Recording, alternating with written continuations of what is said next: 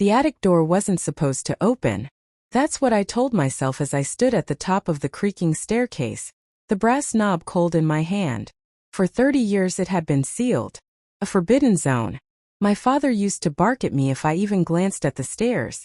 "Nothing up there but dust and rats," he'd say. My mother's version was softer but sharper. "Good girls stay out of places they don't belong." But now my father was dead, the house was half empty, and my mother had finally called me home. "Just help me sort things out," she said on the phone, her voice clipped like even grief had a schedule. I hadn't been back in 7 years. I should have said no. I should have let her drown in her boxes and memories. But I went. Because some part of me still believed in closure. The house smelled the same. Lemon polish, dust, and something stale that clung to the wallpaper. Every room looked frozen in time. My old bedroom still had the faded posters on the wall. The tiny desk where I used to do homework. But the attic hummed at me. While I was stacking boxes in the hallway, I noticed a thin crack of light under the attic door.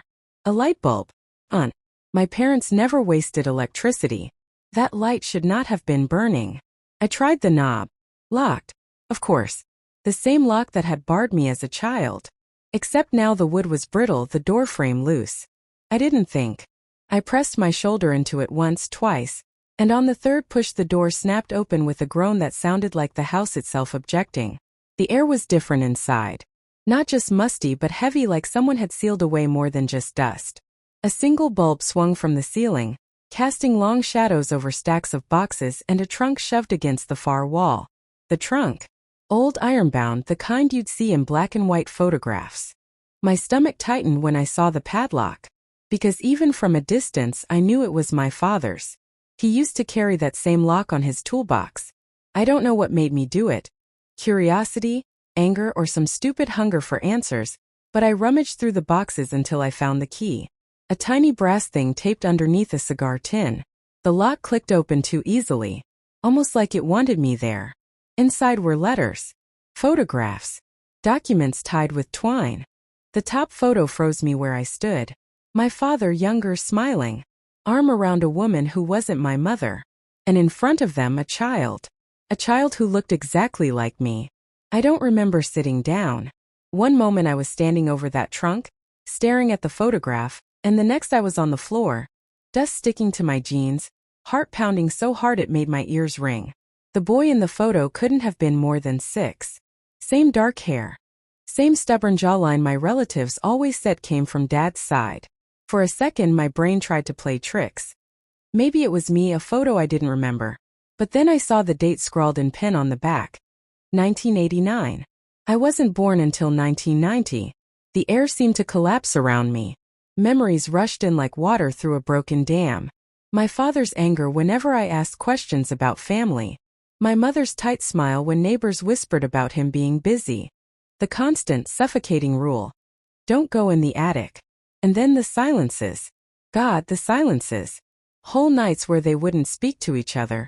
But somehow both expected me to carry the weight of whatever was unsaid. I thought back to a birthday party when I was 9. I'd asked why no cousins ever came, why we never visited Dad's side of the family. My mother's fork froze midair. My father slammed his glass so hard it cracked. "Some questions don't need asking," he said. And that was the end of it. Now I saw the truth. They weren't avoiding relatives. They were avoiding exposure. I pulled out more letters. The handwriting was my father's. I recognized the sharp, slanted strokes. They were addressed to Ellen. That wasn't my mother's name. Each envelope held the same words dressed in different orders. "I'll visit soon. Don't tell her. Our secret." Some had money folded inside. Hundreds. My father had been supporting them. The photographs told the rest. Holidays. Birthdays. That boy. Always front and center with cake or balloons or presents. A boy who grew up looking more and more like me. Same crooked smile. Same eyes. A brother.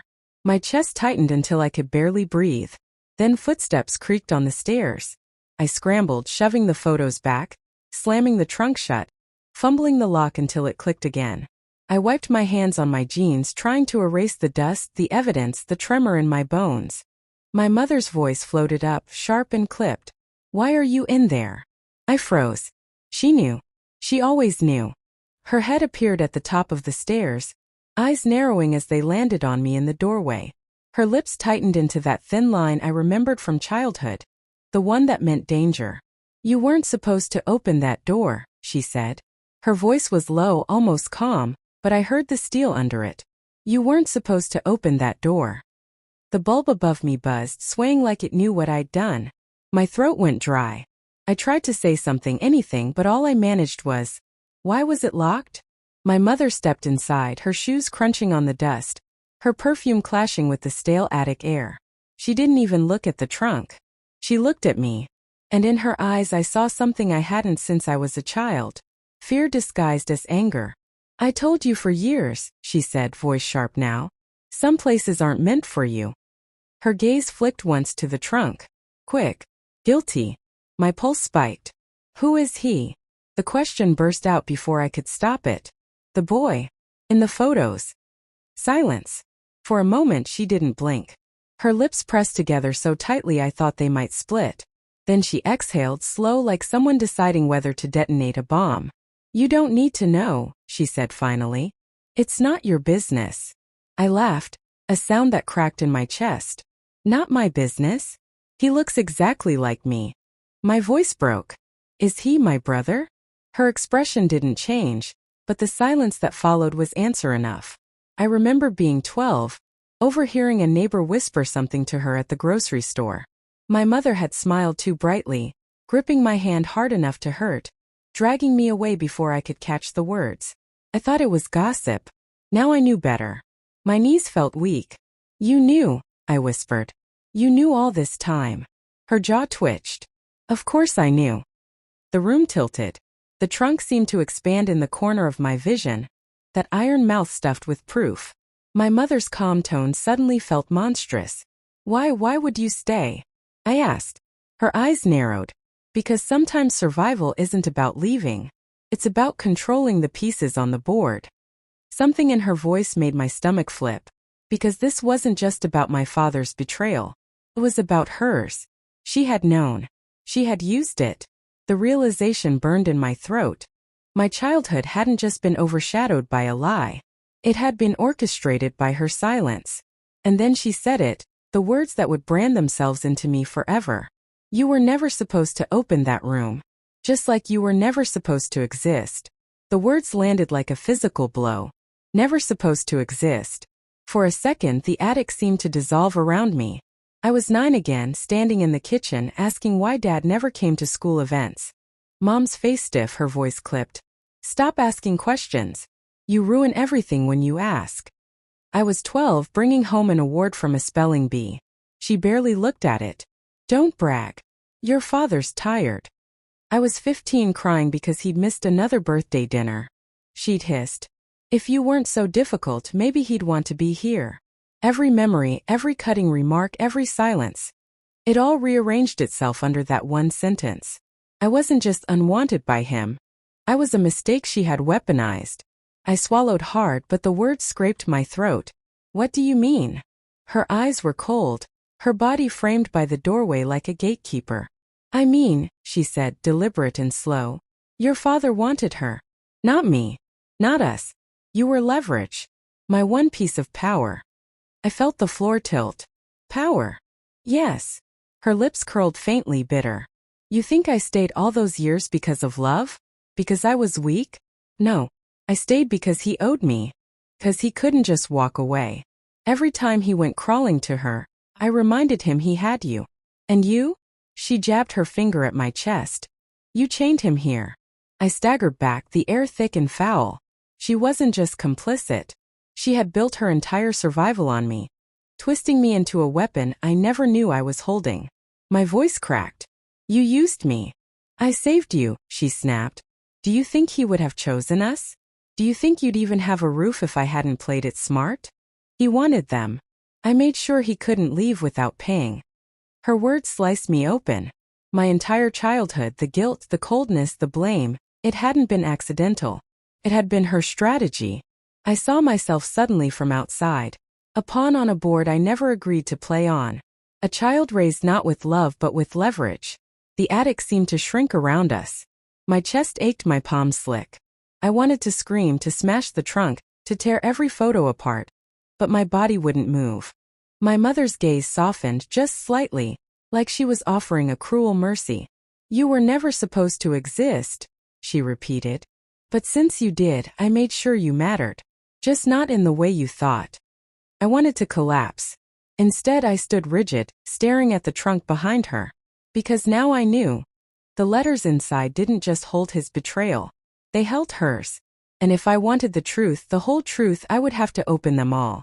I waited until she left. Not quickly. She lingered in the attic doorway like a warden daring me to test the bars. But finally she turned, heels striking the wood, and went back down the stairs. I listened to her footsteps fade, each one like a hammer in my skull. Then I moved. The trunk groaned as I dragged it into the center of the attic. Dust swirled like smoke.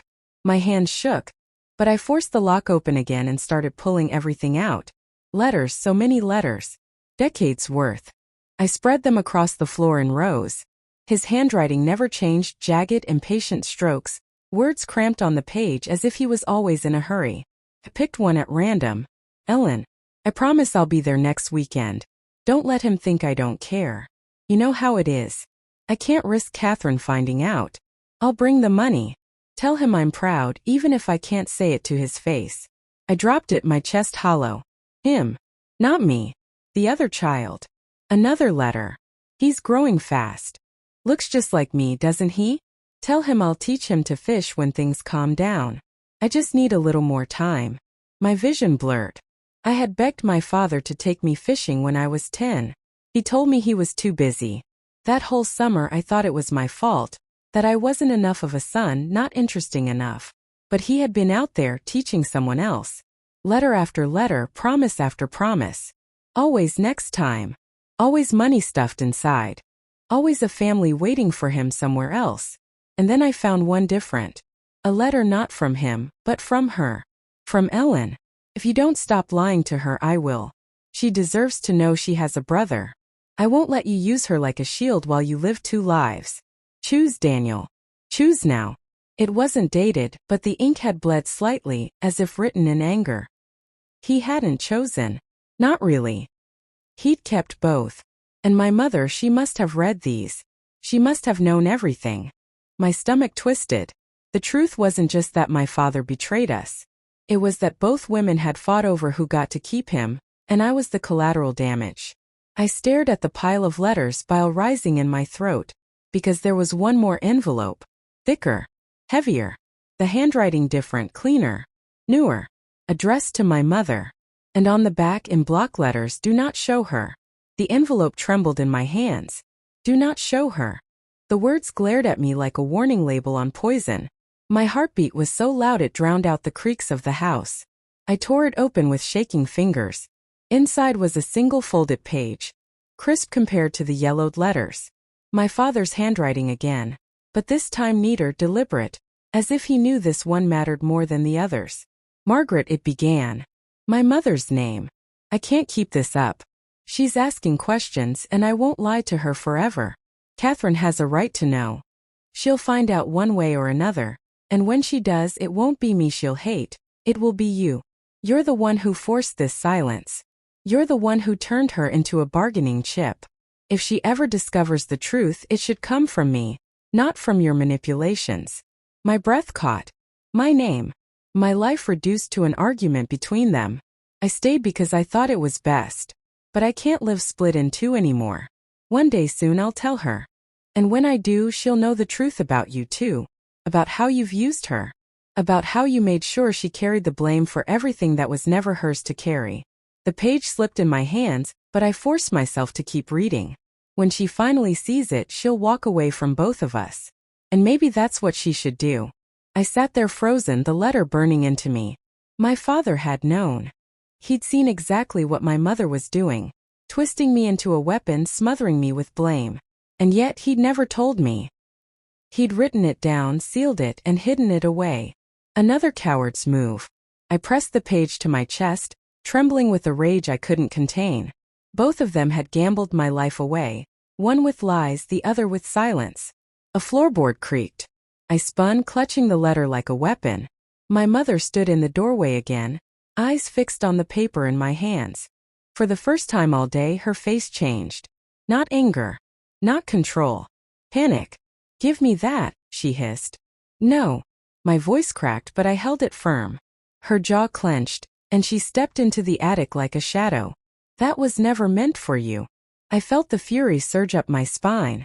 "Neither was this life," I said. "But you made me live it anyway." She froze. Just for a heartbeat. Then she whispered, "You don't understand what you're doing." Her whisper hung in the attic, thick as smoke. "You don't understand what you're doing." I tightened my grip on the letter. My pulse thundered in my ears. "Then explain it.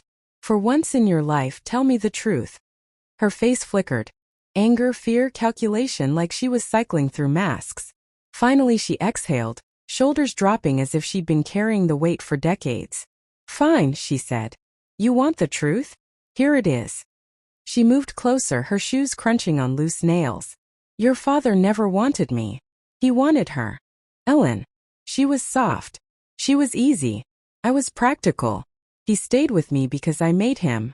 Because I refused to let him abandon you like he wanted to." My throat closed. "Abandon me? You think he stayed for you?" Her laugh was sharp, bitter. "No. He stayed because I had the power to destroy him. Every time he slipped away to her, I reminded him of you. His weakness.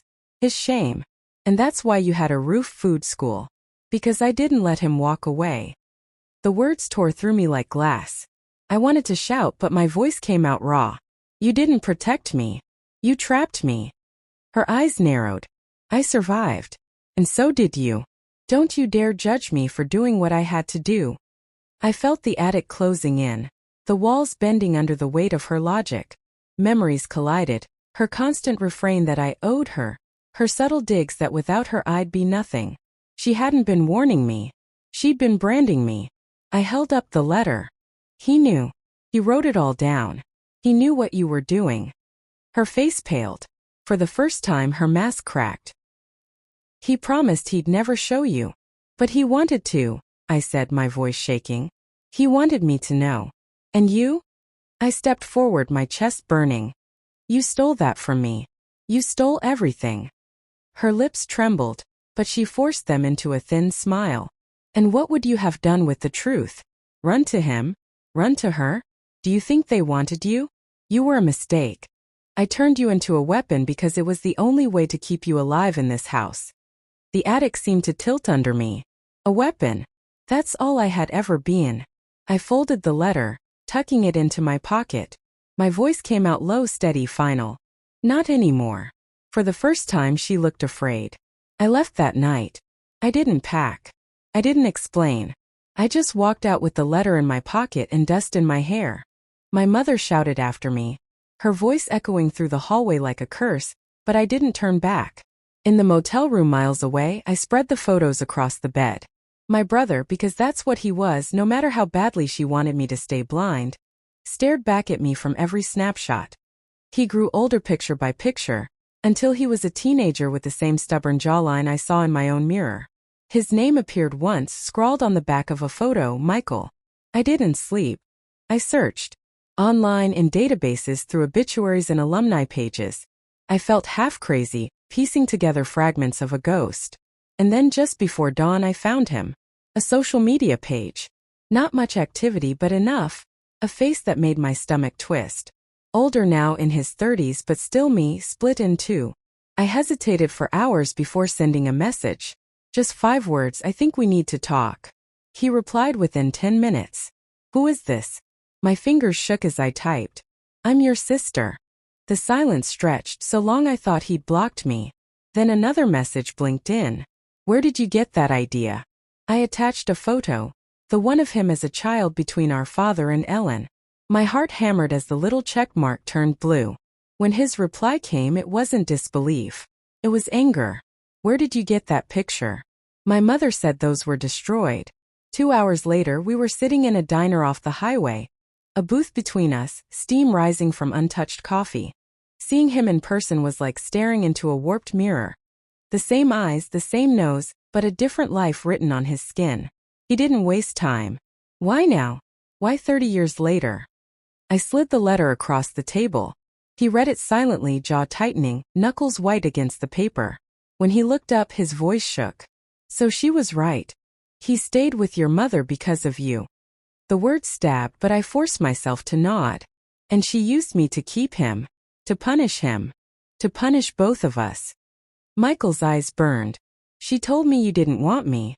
That you knew, and that's why you never came. My breath caught. That's what she told me too. That you didn't exist. The diner felt too small for both our grief. We sat there in silence, two lives split by one man's cowardice and two women's war. Finally, he said, "If this comes out, it'll destroy everything she built." I looked him straight in the eye. Good. Michael and I agreed on one thing. The silence had killed us both. Him raised in half-truths, waiting for a father who always promised next time. Me, raised in blame, carrying the weight of secrets I didn't even know existed. So we broke it. It started small, a family group chat long dormant. My mother, a few distant cousins, and aunt who sent chain emails about angels. I dropped a photo into it. Dad, Ellen, Michael, all smiling, dated 2 years before I was born. No caption. Just truth, raw and undeniable. The chat exploded. Who is that? Catherine, is this a joke? Margaret. Explain this. Michael added his own photo. Himself at 20, with our father at his high school graduation. My father's arm draped proudly across his shoulders, the same smile he never gave me. Then Michael wrote, "We're siblings. She kept us apart." Silence fell, thicker than words. And then my mother, "Stop this now. Both of you. You don't know what you're talking about." I felt my hands tremble, but I typed anyway. "I have the letters. I have his words. He admitted everything. You used me, Mom. You used both of us." And then I attached the scan of the letter marked "Do not show her." The typing bubbles blinked, disappeared, returned. Then my aunt, Margaret? For the first time in my life, my mother had no quick lie. Her reply came minutes later, desperate, brittle. "This isn't fair. You don't understand what I went through. What I had to do to survive. He would have left us both with nothing. I did what I had to do for you." Michael wrote back before I could. "You didn't do it for us. You did it for control." The chat went quiet. No one defended her. Not even the aunt with the angel emails. That night she called me. 53 times. I let them ring. On the 54th I picked up. Her voice cracked, sharp and pleading.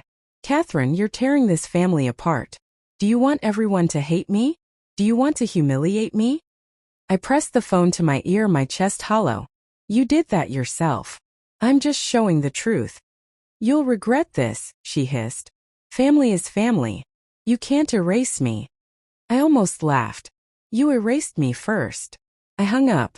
For the first time I felt the silence on my side. But silence doesn't end a war. And I knew the next move would be hers. Her last attempt wasn't a phone call. It was a knock. 3 nights after the family chat imploded, I heard it, soft, insistent, at the motel door. For a second I thought it was Michael. But when I looked through the peephole, it was her. My mother. She looked smaller than I'd ever seen her. No armor of makeup. No stiff posture. Just a woman clutching a paper bag.